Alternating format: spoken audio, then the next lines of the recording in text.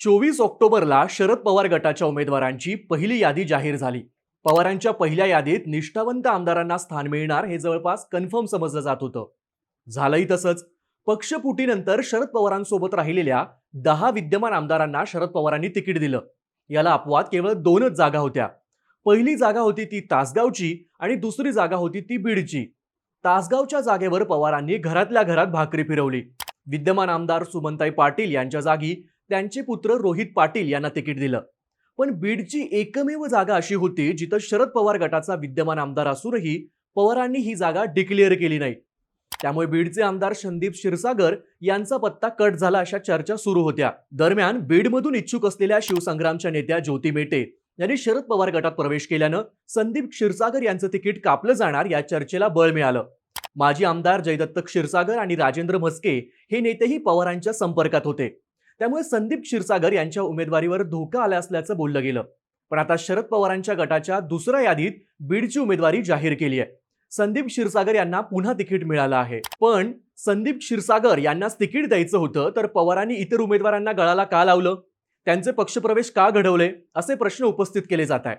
तर यामागं पवारांची मोठी खेळी असल्याची चर्चा आहे. क्षीरसागर यांची उमेदवारी जाहीर करण्याआधीच पवारांनी ही जागा सेफ केल्याचं बोललं जातं. आता पवारांनी ही जागा सेफ कशी केली, त्यासाठी कोणते डाव टाकलेत, याचीच माहिती सांगणारा हा व्हिडिओ. नमस्कार, मी सुमित आणि तुम्ही बघताय बोल भिडूची स्पेशल सिरीज मतदारसंघाचं राजकारण. बीड जिल्ह्यात विधानसभेच्या एकूण 6 जागा आहेत. मागच्या निवडणुकीत राष्ट्रवादीनं यातल्या 4 जागा जिंकल्या होत्या. पण पक्षफुटीनंतर इतर राष्ट्रवादीला खिंडार पडलं. आष्टीचे आमदार बाळासाहेब आजबे, माजलगावचे प्रकाश सोळंके आणि परळीचे धनंजय मुंडे यांनी अजित पवारांसोबत जाण्याचा निर्णय घेतला. पण बीडचे आमदार संदीप क्षीरसागर मात्र शरद पवारांसोबत राहिले. त्यांनी पवारांची साथ सोडणाऱ्या नेत्यांवर हल्लाबोल केला. खास शैलीत समाचार घेतला. तेव्हा संदीप क्षीरसागर यांचं एक भाषण देखील बरंच गाजलं होतं. सत्ता की साहेब असा प्रश्न लोक विचारत होते. पण त्यांचा प्रश्न संपायच्या आतच आपण उत्तर दिलं, साहेब. अशा निष्ठावंत आमदाराला पहिल्या यादीत स्थान न मिळाल्यानं आश्चर्य व्यक्त केलं जात होतं. निष्ठा दाखवणाऱ्या संदीप क्षीरसागरांना शरद पवार घरी बसवणार का, असाही प्रश्न विचारला जात होता. बजरंग सोनवणे यांच्याशी त्यांचे वाद असल्याचीही चर्चा होती. पण या सगळ्यात पवारांनी आधी ग्राउंड क्लिअर केलं, मग संदीप क्षीरसागर यांना उमेदवारी दिली असं बोललं जात आहे. आता पवारांनी संदीप क्षीरसागर यांच्यासाठी ग्राउंड कसं क्लिअर केलं ते बघूयात.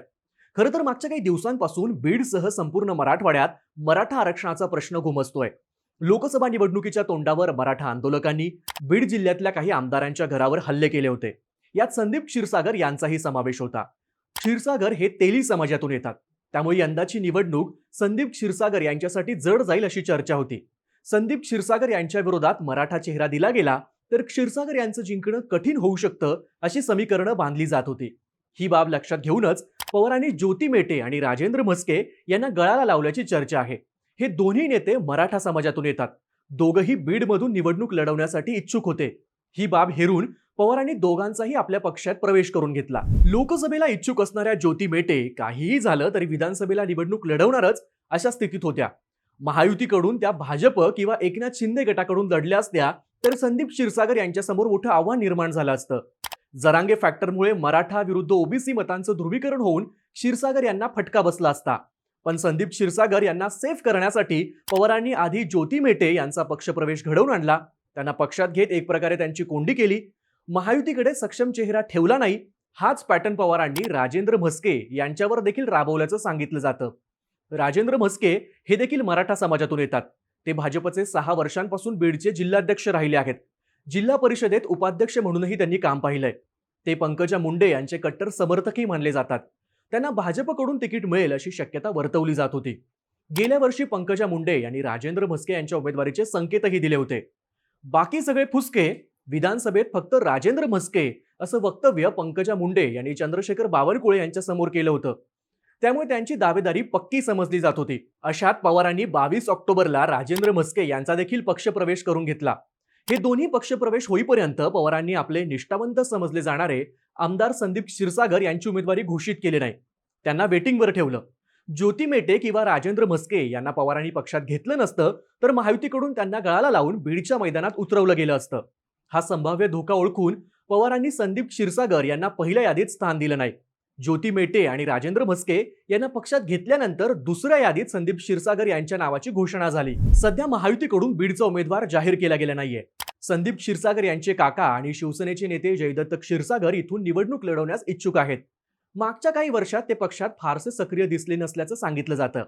तसंच या जागेसाठी अजित पवार गटही इच्छुक आहे. इथून अजित पवार गटाकडून योगेश क्षीरसागर इच्छुक आहेत.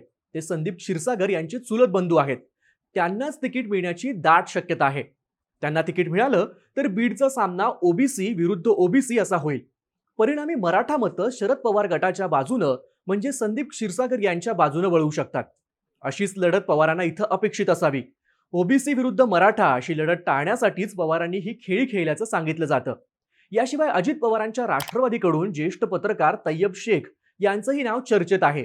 बीड विधानसभेत मुस्लिम मतांची संख्याही मोठ्या प्रमाणात असल्यानं इथं मुस्लिम चेहरा दिला जावा यासाठी धनंजय मुंडे आग्रही आहेत. अजित पवारांनी आतापर्यंत सना मलिक, हसन मुश्रीफ, जिशान सिद्दीकी, नजीब मुल्ला या 4 मुस्लिम उमेदवारांना तिकीट दिलं आहे. त्यामुळे बीडमध्ये सुद्धा हाच पॅटर्न रिपीट होऊ शकतो.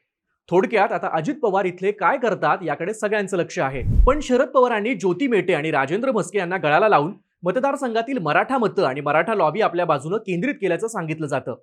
पण या दोघांना पक्षात घेताना पवारांनी त्यांना काही ना काहीतरी शब्द दिलेला असणार. कदाचित विधानसभा निवडणुकीनंतर ज्योती मेटे यांची विधान परिषदेवर वर्णी लागू शकते. तसंच म्हस्के यांनाही राजकीय पद दिले जाऊ शकतं असं स्थानिक पत्रकार सांगतात. एकूणच पवारांनी ज्योती मेटे आणि राजेंद्र म्हस्के यांना पक्षात घेऊन संदीप क्षीरसागर यांची जागा सेफ केल्याचं बोललं जात आहे. तरी इथं मंत्री धनंजय मुंडे यांची भूमिका महत्वाची ठरणार आहे. ते इथून कुणाला पुढे आणतात हे पाहणं महत्वाचं असणार आहे. शरद पवारांच्या बीडमधल्या खेळीबद्दल तुम्हाला काय वाटतं?